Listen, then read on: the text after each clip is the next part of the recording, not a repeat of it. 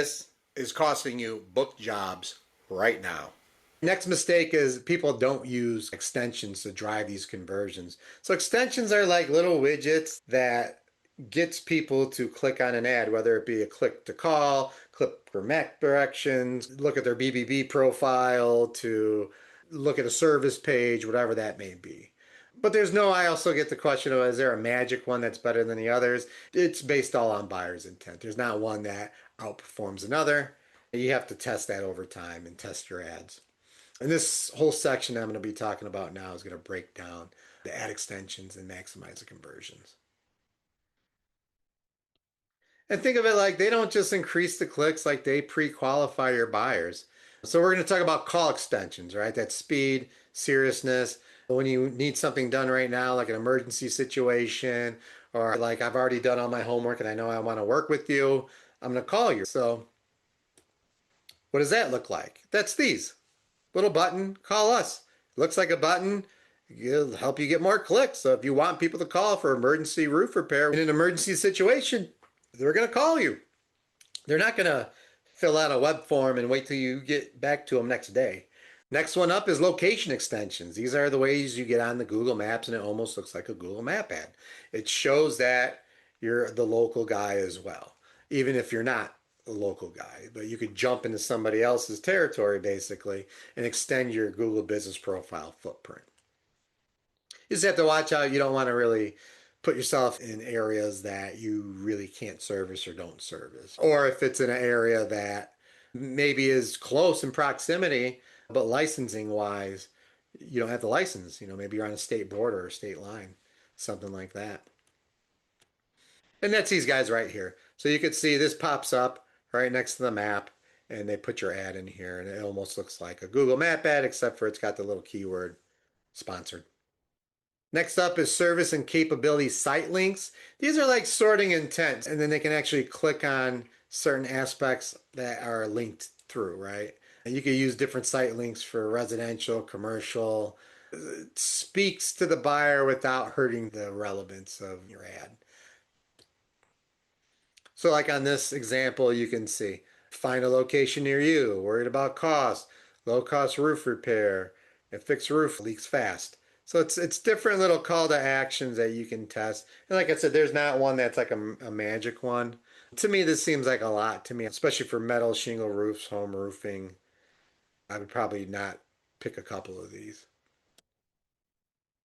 Like I always say, A/B test continuously. Capability callouts are kind of similar. Some examples are like licensed and insured, flat roof specialists, BBB, serving property managers.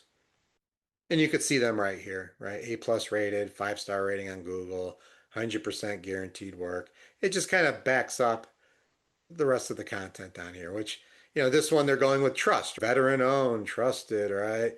Fast, reliable, BBB, 5-star rating, guaranteed. They're really banking on trust on that one. The next one we're going to be hitting is really probably the most important, is reducing wasted ad spend, because we already hit the structure of everything. Now we're going to talk about reducing waste, which is very important, right? More money that you don't waste is more money you can put into a good campaign that can get you an actual re-roof job or a commercial roof job or make you actual money. The more money you can allocate to what converts, the more profitable you're going to be. So this is a huge mistake, not using keyword negative lists and negative filtering. To me, it's more important than the positive, to be honest with you, because Google will place your ads regardless, and they'll place them as far and as wide as possible. So you want to weed out things of the nature like DIY, free this, free that, jobs, careers, material only intent. You shouldn't be a database for GAF for certainty. You want to have a purpose of having them on your website, right? You're not trying to educate about a product so much as it pertaining to you, right? And what you do with it. Non-service searches with no buying intent, different brands. We see a lot of confusion. Like our last name is Taglia, so we used to be Tag Marketing. Well, there's probably 100 other tag marketings and tag roofing and tag this, that, and the other. So you want to weed out similar brand names. In the roofing industry, there's a lot. I see the same brand names over and over and over when I do my research. And then these are the ways that we set up our keywords list. You want to have like a big, gross one that is at the account level, and you want to hit these minimally monthly. You want to be able to hit these and review them regularly. On our big campaigns, we review these weekly. And then from that account level, there's the campaign level. So these are per campaign. And you have different campaigns, emergency, flat roofs, repair, replace. Those are all going to be different campaigns. That's going to be different negative keywords. And you also want to keep keywords out of certain campaigns that are cross campaign as well. And then at the actual ad group level, so per campaign, you mince it down into a couple ad groups as well, and that gets you even more granular. And just think about it like if a search can't return realistically into a booked inspection or an estimate, it should never trigger your ad. Now, this is like one of my favorites as well. City and state exclusions, especially if you're like on a borderline somewhere. Like we're pretty close to the Wisconsin border, also Iowa border, Indiana. If you're close to that border and you want to exclude other areas, you really need to set your things right. Especially if you have more than one office. If you have an office and it's close to another office, you want to make sure that you're not interfering between the two offices. You want to carve out one for one area and one for another area. So nearby cities, bordering states, outside your real footprint, overlapping locations, stuff of that nature.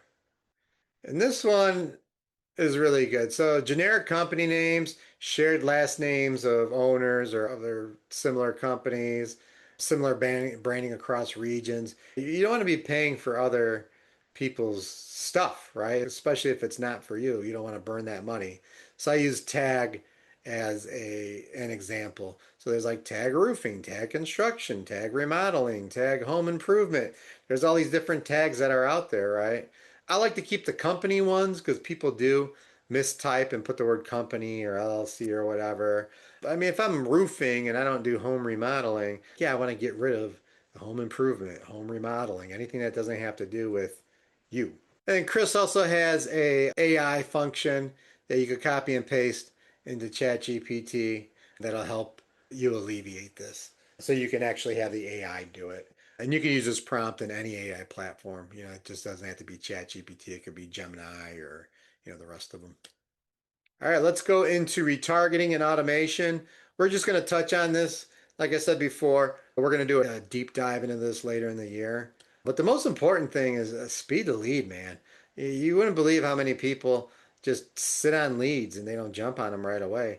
And the faster you could get out there, the faster you could do the inspection, the better off you're going to be. You don't want to be the eighth man on the job. You want to be the first guy on the job. You have that at bat. Another thing is Google rewards the people that do pick up the phone, and it doesn't reward the people that don't, especially for local service ads. Speed to lead is one of their biggest triggers on whether or not you're going to get any more leads. So we use AI to book leads directly on the schedule for inspection. 40% of calls they go unanswered. So we also use AI more inexpensive leads in the off hours.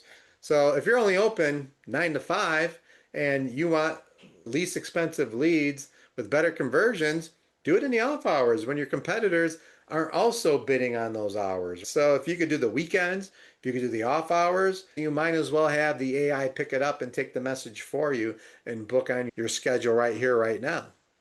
And then obviously when you're back in action and it's 9 to 5, you have people follow up with it. But use this AI to your advantage. Back in the day, you used to have to hire phone answering services. Now you have AI, it's $100 for an AI agent and you're good to go. So it's way cheaper leads in these off hours, way cheaper conversions. And like I said, we're going to do a whole training on this in the upcoming months. They say after 5 minutes, these leads go cold. They show a graph and it drops. It's literally like looks like you dropped off a cliff. And the average customer has to be followed up with over and over and over again. It takes 8 to 12 times sometimes to follow up with these guys. The way that the world's going, people want to talk to a machine. They want to talk through text messaging. They don't want to pick up the phone.